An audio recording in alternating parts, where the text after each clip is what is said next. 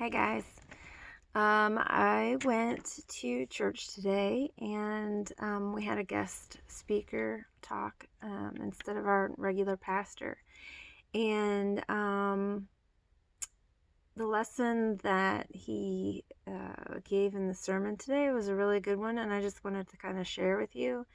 Whether you're religious or you're a believer or whatever, it's still a good lesson to take away. So I just kind of wanted to share it with you. It started out in Luke 4, verse 40. And basically, it was talking about how Jesus was in this town, and it was coming on sunset. And once the sun set on the Sabbath, you're not supposed to, the day before the Sabbath, you're not supposed to do any work. That means healing, that means working, laboring, any work whatsoever. And in this particular instance, when sunset came, Jesus started healing people. And it said in the couple verses later how when daybreak came, so it never really said whether he spent all night healing people or not. But just putting yourself in that frame of mind, in that time frame, word of mouth spread pretty quickly, I'm sure. So if people were getting healed and they went and told their friends, and then people from far and wide were coming as fast as they could to get their healing from Jesus. He probably did work throughout the night. And then at daybreak, he said, I have to go. I have a mission. And he had to stay true to his mission, and that was to go to Jerusalem, because Luke is one of the Gospels, and that's the account from Jesus' birth to his death. And at this time frame, it happened to be Jesus kind of preparing to make his way to Jerusalem, where he was going to sacrifice himself on the cross.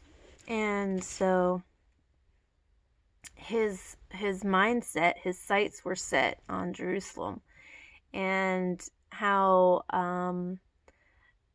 he probably healed so many people throughout the night, and he cast out demons out of certain people, and the demons even knew that he was the Son of Christ, because they were like, oh, shocked. But Jesus didn't want anybody to recognize him as the Son of Christ. He just wanted to be Jesus. And so he told them, he banned the demons from speaking of his name. Which is all very, technical. That's not the point that I was getting at. It's just extra information. But the point was that he had to... I'm sure not everybody in that town was healed when he left in the morning, and he said, I must leave. I've got a mission. And so his sights were set on something bigger and better, and he had to turn and walk away from the people who didn't get healed and that needed him, and he had a bigger purpose. And so the gist is, in my life, I don't have to do it all, because Jesus didn't have to do it all. I don't have to please everybody. I don't have to make sure everybody is fulfilled, that I've taken care of everybody else's needs. I can turn and walk in the direction I'm gonna get teary-eyed that I need to go in, and I can do it because Jesus did it, right? He stopped along the way a couple days later, and he would talk to people, and he would spread the word, and he'd heal people along the way. He would, break bread with people and discuss the future with people, but he still kept going toward his purpose. Was Jerusalem was his goal. And so that part was kind of like nowadays, whenever you are in this today's society, the more people that you reach out to, the more things you try and do, the more you put on your plate and succeed. It gives you some kind of, I don't know if it's power, gives you some kind of look what I did kind of notoriety, I guess. And it's good if you're still focused on your end goal. As long as you have an end goal and that you're focused on it, you can do those things along the way. But it seems like today's society, the more friends you have, the cooler you are. Like, especially on social media. The cooler you are, the more spread out you can make yourself. And it's like the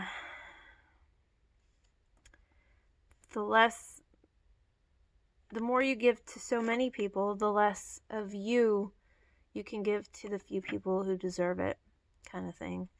There was another scripture, Matthew 17:3, verse 3, and it was where Jesus took John, Peter, and James up on the mountain, and he was visited by Moses and Elijah, which were fathers that came before him, like great men of God that came before him, and he had a conversation with them. And the three of his closest, the three he chose, I don't know if they were the closest ones, but he was like, don't tell anyone what you saw, just know that you saw it and take it with you. And at that time, Jesus had 12 disciples, and he didn't take all 12 with him. He only took 3. And a little bit further on, he had collected like 72 different people to go 2 by 2 and spread the word in different cities. And at some point, he had collected 120 people to go and spread the word. So, I mean, he had friends and he had followers, kind of like social media followers. He had a whole bunch of people that wanted to follow him, and that was great. And he loved that they loved what he had to say, and that they were following. But he only chose 3 in the time that it was the most important to take with him, and let them see what he was about to do. You know what I mean? Like, he had a bunch of people that wanted to follow him and liked him, loved him, believed in him, but he chose a small number, because the more people you have, the less deep you can get with those people, because you've got to skim the surface of all these people trying to figure out what their wants and needs are, their thoughts, their feelings, and you're spread out and you can't keep track of everybody. So you got to narrow your number down. And he chose 3. And so then he can count on those three, knowing them fully, deeply, in different aspects of their life. There's a good, solid foundation with those three, and not just the superficial one over the 120 or the 5,000 or how many of her followers you've got, So that kind of struck home for me a little bit. And then in John 4:4 is when they had been traveling so much with all the disciples, and Jesus was tired, and he come to Samaria, and that's where he sat at the well, and he was just going to take a break, and he was resting. And that's when the Samaritan woman came, and it was like a big turning point for her life, He asked for water, she gave it to him, which is not, like, it was a cultural thing back then. And so the point of that verse is that Jesus had no problem embracing his limitations. He was tired after a long journey, he needed a break, and he didn't care what anybody thought about him sitting down and taking a break. He didn't care what their judgment was. He didn't try and persevere and like just march on through because he had something to prove. Like, I'm strong and I can do this and I don't need to rest. And again, that also struck a chord with me because I have a tendency to do that. And it was the disciples had gone on into town to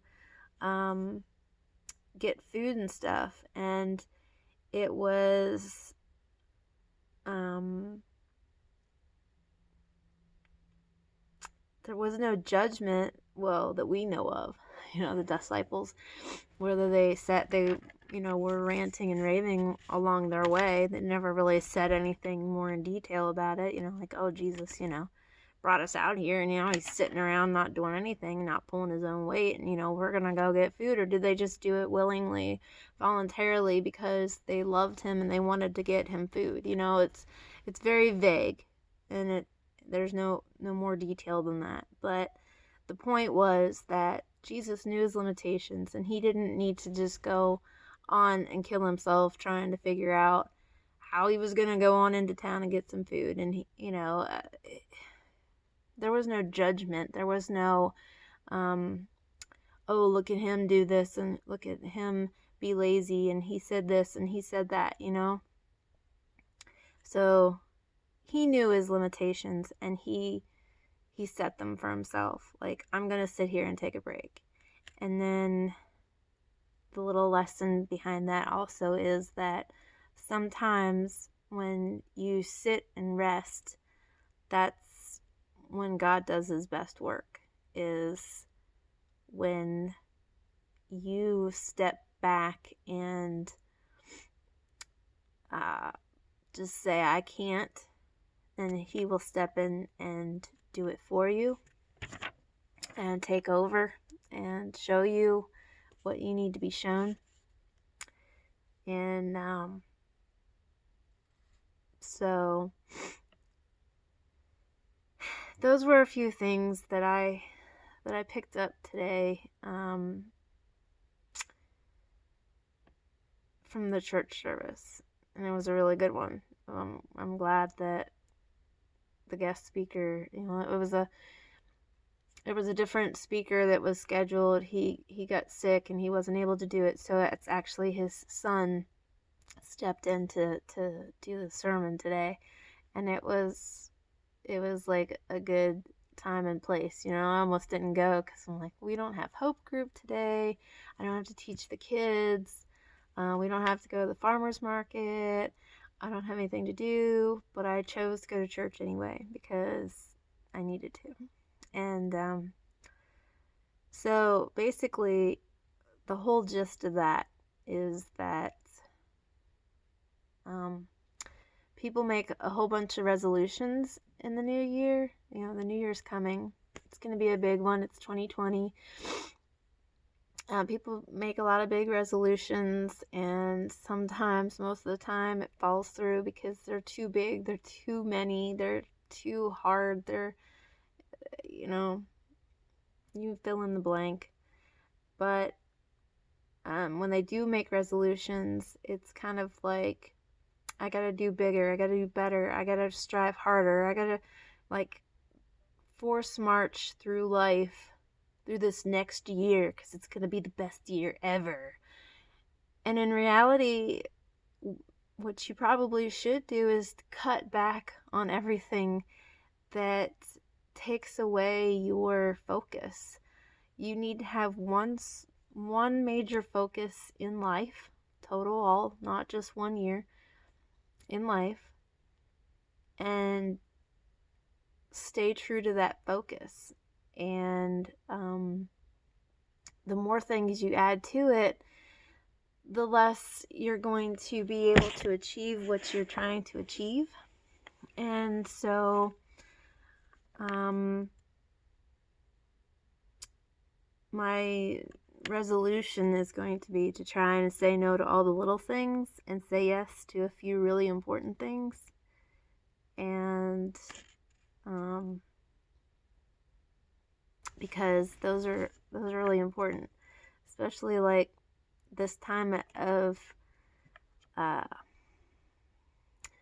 life, I guess, with my kids being the age they are. They're old enough to not need me so much anymore, but still young enough where I have a lot of teaching to do, and they should probably be more of a main focus than useless stuff. Sorry, got a little emotional.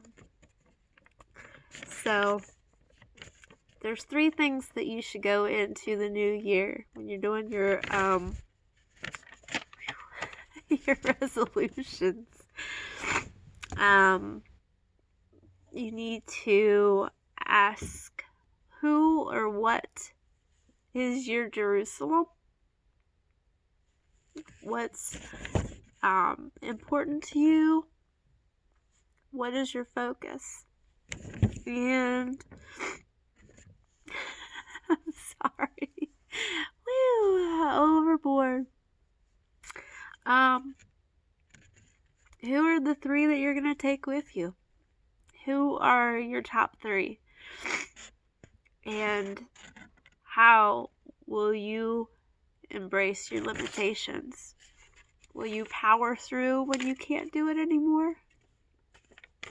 Will you sit and rest when you need to? Those are 3 things that I challenge you to work on or look for when you're trying to make some New Year's resolutions. And hopefully your 2020 will be awesome and not overwhelmed and not leaving you feeling like you've let yourself down because you've put so much pressure on yourself to think that you have to do everything that was on your list or you're a failure. Because it's okay to just enjoy your life, live it to the fullest, and you don't have to try so hard. Just live in the moment, because that's what life's all about, is living. And it's not about how many likes or how many friends you have or how many people approved of something that you posted on social media, or how much you volunteered at a certain place. I mean, you shouldn't live your life for people to give you pats on the back. You should live your life because you have a goal and a focus, and nothing else should matter. The few people that you choose to share your life deeply with, those people matter. Your family matters. And snot's running down my face. And how you choose to